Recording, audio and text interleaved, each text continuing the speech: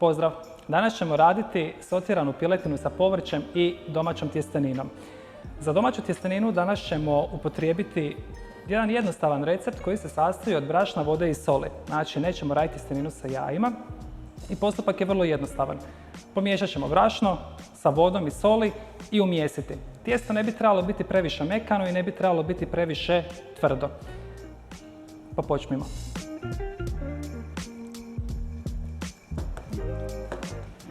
Evo, kad smo sjedinili sve sastojke, tada će nam biti nekako najjednostavnije ocijeniti koliko bismo još trebali dodati brašna. Tijesto ćemo dobro umjesiti. Da se ne patite, možete ga staviti na radnu površinu.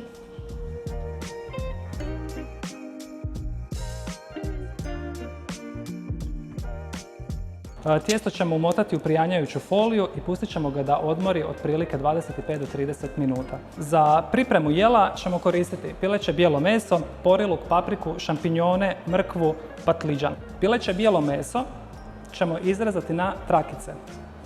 Ono što će vam biti puno jednostavnije ako ga prvo izrežete na odreske i potom ćemo svaki odrezak izrezati na trake.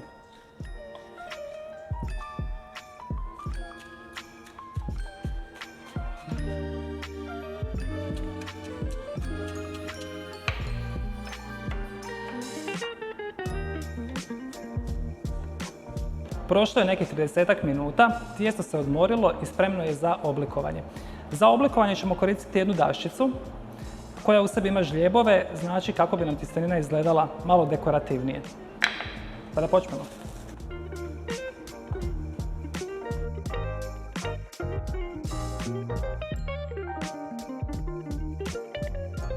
Nakon što smo napravili sve pripremne radove, možemo krenuti sa gotovljenjem jela. Na samom početku tjesteninu koju smo pripremili ćemo staviti kuhati u kipuću slanu vodu. Dok nam se tjestenina kuha, krenut ćemo sa pripremom našeg umaka, piletine i povrća.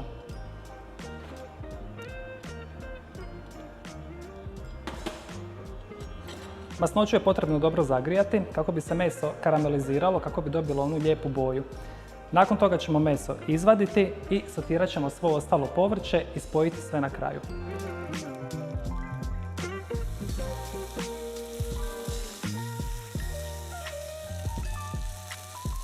Da nam se meso ne bi presušilo i da bi ostalo sočno, nakon što smo ga popržili, izvadit ćemo ga van.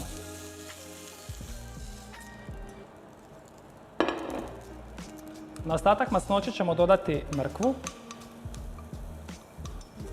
Malo smo smanjili temperaturu.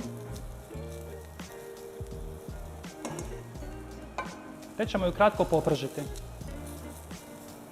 Kad smo malo popržili mrkvu, dodat ćemo šampinjone i pustit ćemo ih samo da kratko se poprže i puste tekućinu.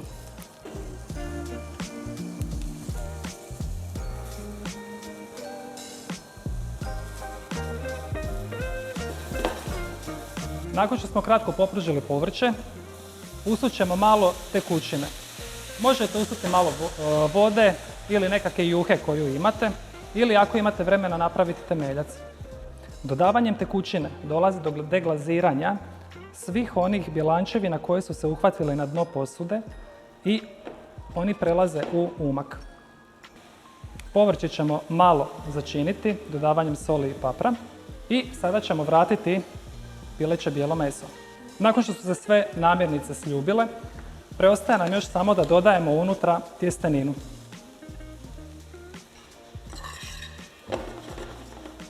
Nakon što smo završili naše jelo, vrijeme je za serviranje.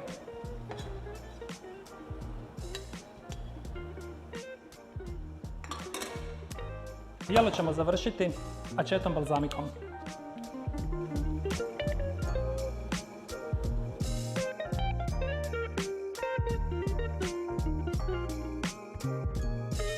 I na samom kraju degustacija.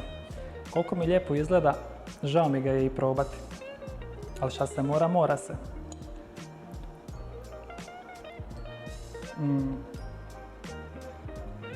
Savršen ljetni obrok.